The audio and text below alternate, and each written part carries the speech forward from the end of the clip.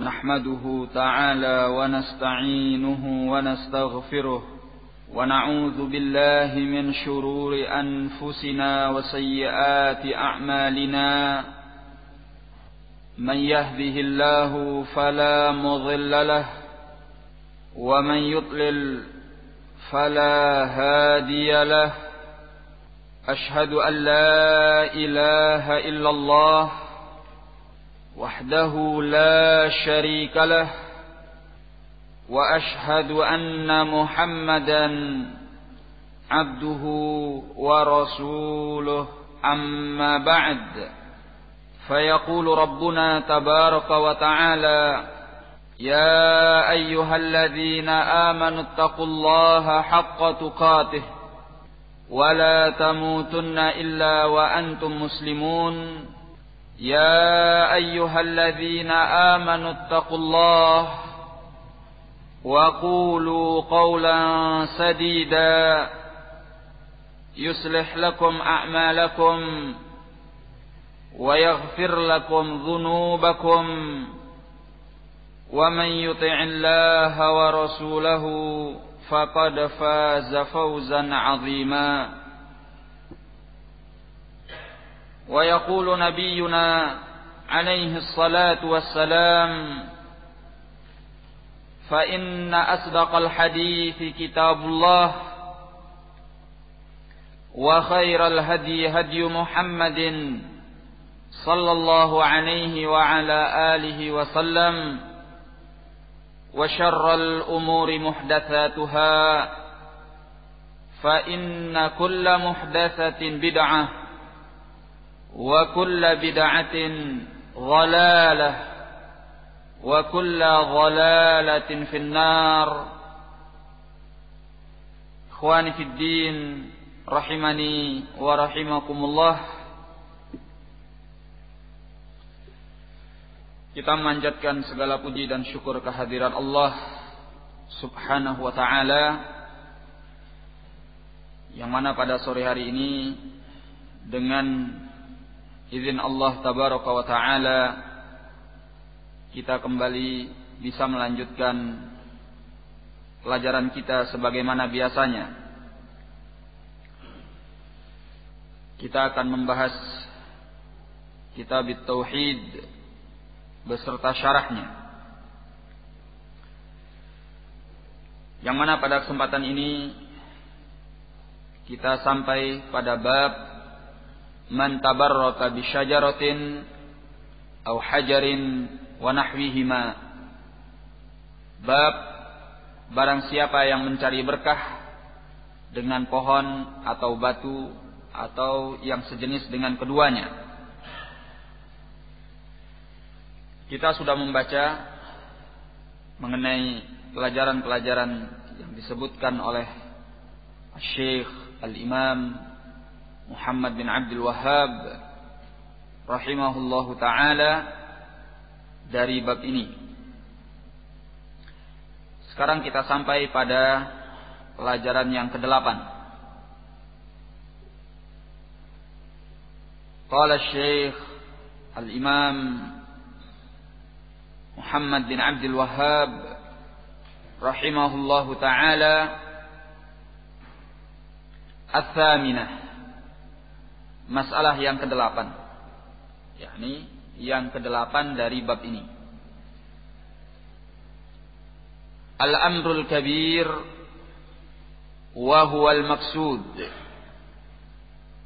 annahu akhbara anna talabahum قطلب بني إسرائيل لما قالوا لموسى اجعل لنا إلها. Yang ke-8, perkara yang cukup besar, dan itulah yang dimaksud, yaitu beliau memberitakan bahwasanya permintaan mereka seperti permintaan Bani Israel tatkala mereka mengatakan kepada Musa alaihissalam, ij'al lana ilahan, jadikan buat kami satu sesembahan. Artinya bahwa peringatan Nabi sallallahu alaihi wa ala alihi wasallam ketika menegur mereka yang meminta Zat Anwat, beliau mengingatkan bahwa permintaan mereka ini adalah permintaan sesembahan yang selain Allah. Sebagaimana Banu Israel berkata kepada Musa alaihi salam, "Ij'al lana ilahan." Jadikanlah bagi kami sesembahan. Inilah yang diinginkan. Artinya bahwa permintaan mereka ini permintaan yang syirik. Ya. Permintaan ingin menjadikan sesembahan yang selain Allah tabaraka wa ta'ala. Oleh karena itu Nabi sallallahu alaihi wa ala alihi wasallam melarangnya. At-tasi'ah, yang ke-9. Anna nafya hadza min ma'na la ilaha illallah. Bahwasanya meniadakan perkara ini termasuk makna la ilaha illallah. Ma'adiqatihi wa khafaihi ala ulaik. Meskipun sangat halus dan sangat tersembunyi atas mereka itu. Artinya, walaupun masalah ini adalah masalah yang halus, masalah yang tidak tampak oleh para sahabat yang baru masuk ke dalam Islam, tapi sungguhnya inilah yang merupakan makna la ilaha illallah, yaitu meniadakan segala sesembahan dari selain Allah tabaraka wa ta'ala. Dalam bentuk segala ibadah hanya dipasrahkan kepada Allah. Dan diantaranya adalah mencari berkah. Kalau dahulu orang-orang musyrik mereka mencari berkah dari yang selain Allah, mereka mencari berkah dari Zat Anwat, sebuah pohon yang mereka gantungkan padanya senjata-senjata mereka, maka kaum muslimin hendaknya mereka mencari berkah hanya kepada Allah tabaraka wa ta'ala dan tidak kepada yang selainnya. Inilah makna la ilaha illallah. Nah, al-ashirah, yang ke-10. Annahu halafa 'ala al-futya wa huwa la yahlifu illa limaslahah. Bahwasanya beliau alaihi salatu wassalam bersumpah terhadap fatwanya. Beliau mengatakan apa? Walladzi nafsi biyadih. Apa kata beliau? Allahu akbar, innaha sanan. Walladzi nafsi biyadih. Qultum kama qalat Banu Israel. Ij'al lana ilahan kama lahum alihah. Beliau menyatakan Allahu akbar. Sungguhnya ini adalah kebiasaan-kebiasaan. Yakni kebiasaan-kebiasaan orang yang telah lampau. Kemudian beliau bersumpah, walladzi nafsi biyadih. Demi zat yang jiwaku berada di tangannya. Kemudian beliau mengatakan, qultum kama qalat Banu Israel. Kalian telah mengucapkan sebagaimana yang diucapkan oleh Banu Israel. Kata beliau rahimahullah, ini menunjukkan bahwasanya Nabi sallallahu alaihi wa ala alihi wasallam bersumpah atas fatwa beliau. Ya. Dan beliau tidaklah bersumpah kecuali untuk sebuah kemaslahatan. Di antara makna yang terkandung di dalam sumpah adalah lit-ta'kid. Ya. Apa artinya lit-ta'kid? Untuk menekankan apa yang kita sebutkan setelah sumpah itu. Ya. Jadi beliau alaihi salatu wassalam ingin menekankan, menegaskan, ya, bahwasanya ucapan mereka itu persis sama seperti ucapan Banu Israel. Ya. Di mana mereka telah meminta sesembahan yang selain Allah tabaraka wa ta'ala. Makanya sumpah ini adalah sumpah yang sedemikian bermakna karena mengandung penegasan dari beliau alaihi salatu wassalam bahwasanya permintaan mereka bukanlah permintaan yang biasa. Ya. Permintaan mereka ini adalah permintaan yang syirik. Nah, dan seorang mufti diperbolehkan untuk bersumpah sebagaimana yang dilakukan oleh Nabi sallallahu alaihi wasallam, wa illam yustahlaf, walaupun dia tidak diminta untuk bersumpah. Ya. Karena makna daripada sumpah adalah untuk menekankan, menegaskan apa yang dia fatwakan. Ya. Jadi meskipun tidak diminta untuk bersumpah, dia boleh untuk bersumpah karena maslahat. Ya. Ada maslahat yang diinginkan, yaitu menekankan dan menegaskan apa yang dia fatwakan. Al-hadiyata asyrah, yang ke-11. Anna syirka fihi akbaru wa asghar li'annahum lam yartaddu bihadza. Ini poin yang penting. Ya. Bahwasanya kesyirikan itu padanya ada yang besar dan ada pula yang kecil. Artinya ada asyirkul akbar, ada pula asyirku al-asghar. Ada syirik yang besar, ada syirik yang kecil. Ya. Kenapa? Kata beliau, li'annahum lam yartaddu bihadza, karena mereka tidak murtad disebabkan permintaan ini. Ya. Sebagaimana yang sudah kita jelaskan, barakallahu fikum, bahwa mereka tidak murtad bukan karena permintaan mereka adalah permintaan yang syirik, atau bukanlah karena permintaan mereka permintaan yang syirik kecil. Ya. Justru permintaan mereka disamakan oleh Nabi sallallahu alaihi wasallam seperti permintaan Bani Israel. Qultum kama qalat Banu Israel. Ya. Kalian telah mengucapkan sebagaimana yang diucapkan oleh Banu Israel. Ya. Ij'al lana ilahan kama lahum alihah. Jadikan bagi kami sesembahan sebagaimana mereka punya sesembahan-sesembahan. Jadi bukan syirik yang kecil. Ya. Ini yang diingatkan oleh Syekh Muhammad Hamid Al-Fiqi rahimahullah di dalam ta'liqnya, ya, bahwa syirik ini bukan syirik yang kecil, ini syirik yang besar. Ya. Lalu kenapa mereka tidak murtad meskipun mereka meminta syirik yang besar? Sudah kita jelaskan. Limadza? Kenapa? Karena mereka baru hanya meminta, ya. Dan mereka tidak melakukan itu. Mereka tidak melakukannya, ya. Jadi baru sebatas at-talab, permintaan. Baru mereka meminta, segera diputus oleh Nabi, dilarang oleh Nabi bahwa ini adalah syirik.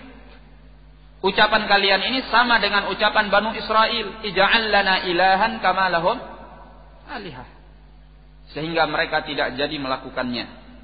Ya. Nah, ini yang menyebabkan mereka tidak jatuh ke dalam kesyirikan dan mereka tidak murtad daripada Islam. Ya. Karena ini hanya baru permintaan yang tujuan mereka untuk mendekatkan diri kepada Allah, tetapi telah dilarang oleh Nabi SAW dan mereka tidak jadi melakukannya. Ya. Jadi perhatikan ini, bahwa permintaan mereka bukanlah permintaan syirik yang kecil. Ya. Syiriknya syirik yang besar. Mereka tidak dianggap murtad karena mereka baru meminta dan belum melakukannya. Barakallahu fikum.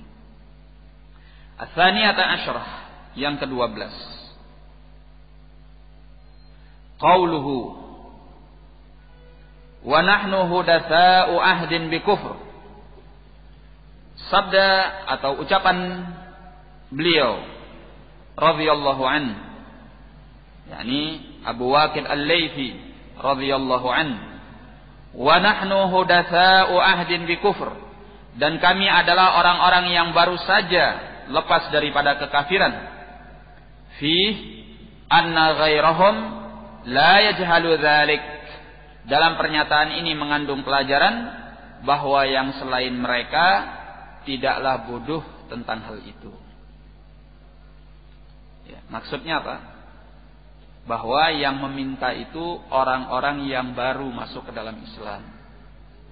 Sahabat-sahabat al-judud, sahabat-sahabat baru. Karena kan peristiwa perang Hunain ini adalah peristiwa yang terjadi kapan? Kapan perang Hunain itu? Terjadi setelah Fathu Makkah. Dan pada Fathu Makkah itu banyak orang-orang yang masuk ke dalam Islam, ya, terutama orang-orang Quraisy yang dahulunya mereka adalah musyrikun. Dengan terjadinya Fathu Makkah, kemudian mereka masuk secara beramai-ramai ke dalam Islam, ya. Termasuk di antara yang masuk ke dalam Islam dalam peristiwa Fathu Makkah adalah pimpinan mereka yang selama ini memusuhi Nabi sallallahu alaihi wasallam dan memimpin kaumnya untuk memerangi Nabi, yaitu Abu Sufyan. Ya. Abu Sufyan itu masuk ke dalam Islam dan ikut dalam perang Hunain. Nah, peristiwa ini terjadi ketika mereka selesai melakukan Fathu Makkah, kemudian bersama-sama berangkat ke wilayah Hunain. Nah, di tengah jalan terjadilah permintaan ini.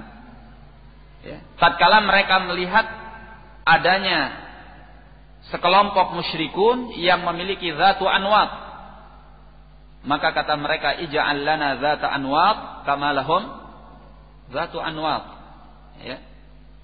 Makanya dikatakan oleh Nabi sallallahu alaihi wasallam, qultum kama qalat banu Israil, ij'al lana ilahan kama lahum alihah.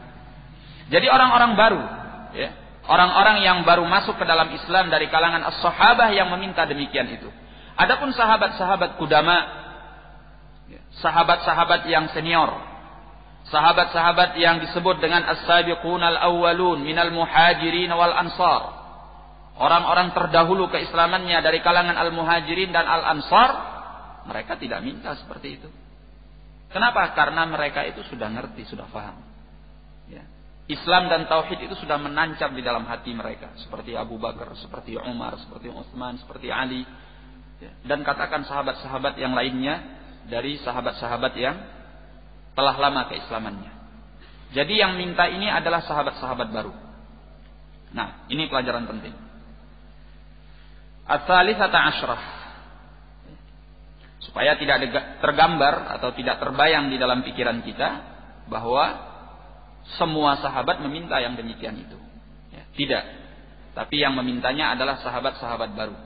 Ats-tsalitsata asyrah, yang ke-13, at-takbiru 'inda ta'ajjub, ya, bertakbir ketika ta'ajjub, ketika tercengang, heran kepada sesuatu, ya, khilafan liman karihah, ya, berbeda dengan orang yang memakruhkan demikian itu, ya. Nabi sallallahu alaihi wasallam kalau beliau mendengar sebuah ucapan yang itu mencengangkan, mengherankan beliau, ya, ucapan yang tidak layak bagi Allah, ya, baik melanggar rububiyah Allah atau melanggar uluhiyah Allah, ya, maka beliau imma bertakbir wa imma bertasbih. Imma beliau mengatakan Allahu Akbar atau beliau menyatakan Subhanallah, ya. Artinya Allahu Akbar, Allah Maha Besar dari apa yang kalian katakan ini, ya. Atau Subhanallah, Maha Suci Allah dari apa yang kalian katakan ini, ya. Nah, jadi kalau kita pun mendengar sesuatu yang besar, yang melanggar hak Allah Tabaraka wa Ta'ala, baik dalam perkara rububiyahnya atau uluhiyahnya, kita mengucapkan takbir atau tasbih, ya. Atau sesuatu yang membuat kita heran, ya, kita mengatakan apa? Allahu Akbar. Ya. Nah, membuat kita ta'ajub, maka kita mengatakan Allahu Akbar. Ya. Jadi seorang yang mukmin itu lisannya, ucapannya terbiasa dengan zikir, mengagungkan dan membesarkan Allah. Ya. Tidak latah dengan umpatan-umpatan. Ya. Atau tidak latah dengan ucapan-ucapan yang tidak bermakna. Walaupun bukan umpatan. Kita biasakan untuk mengucapkan sesuatu yang baik.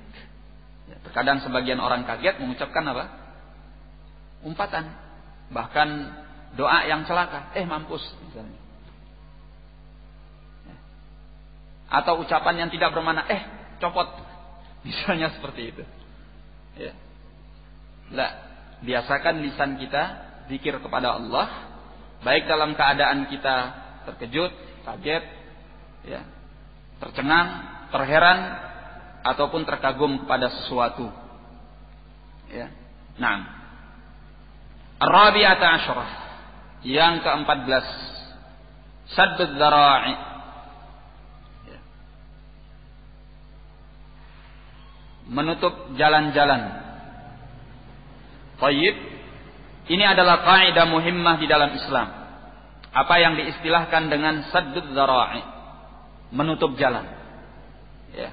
Kaidah ini selalu dipakai oleh para ulama karena bersumber kepada dalil-dalil daripada Al-Quran dan Al-Hadits, di mana Allah dan Rasulnya mengajarkan kita untuk menutup semua jalan yang menyampaikan kita kepada keburukan, terutama syirik. Ini diistilahkan dengan saddud dzara'i, menutup jalan. Ya. Coba lihat di sini bagaimana Rasulullah sallallahu alaihi wasallam menutup jalan yang akan menyampaikan kepada syirik, yaitu mencegah permintaan mereka untuk dijadikan zatu anwat, sebagaimana orang-orang musyrik memiliki zatu anwat. Ya. Maka setiap sarana yang menyampaikan kepada keburukan dilarang di dalam Islam. Sebagaimana setiap sarana yang menyampaikan kepada kebaikan dianjurkan di dalam Islam. Ya. Hanya saja, barakallahu fikum, sarana yang dimaksud adalah sarana yang memang hukum asalnya adalah mubah. Ya. Sarana yang hukum asalnya mubah, kalau dia menyampaikan kepada keburukan, maka dia muharram. Ya. Apa saja bentuk sarana itu. Ya. Demikian pula semua sarana yang mubah, kalau dia menyampaikan kepada kebaikan, maka hukumnya dianjurkan di dalam Islam. Ya. Hukumnya dianjurkan ini bisa mustahab, bisa pula wajib, tergantung tujuannya apa. Ya.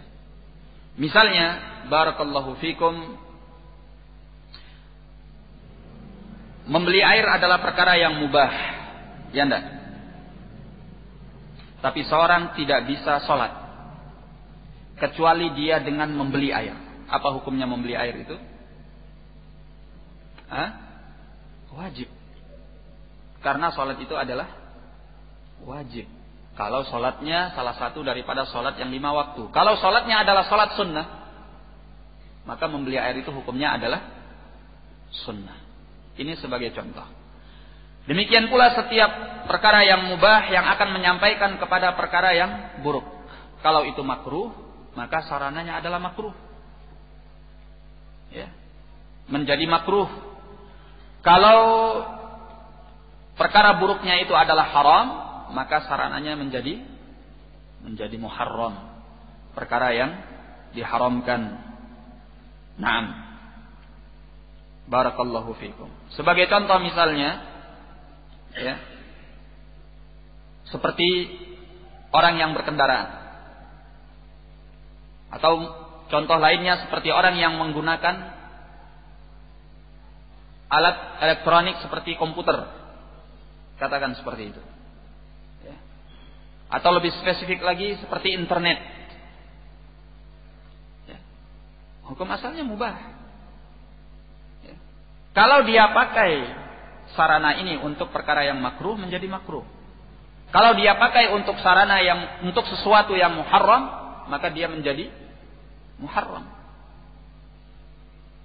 Nah, maka ini adalah kaidah di dalam Islam bahwa sarana itu memiliki hukum sebagaimana tujuannya. Ya. Yang diistilahkan dengan al-wasilah al-wasilah laha hukmul ghayah. Al-wasilah laha hukmul ghayah. Sarana itu mempunyai hukum sebagaimana tujuannya.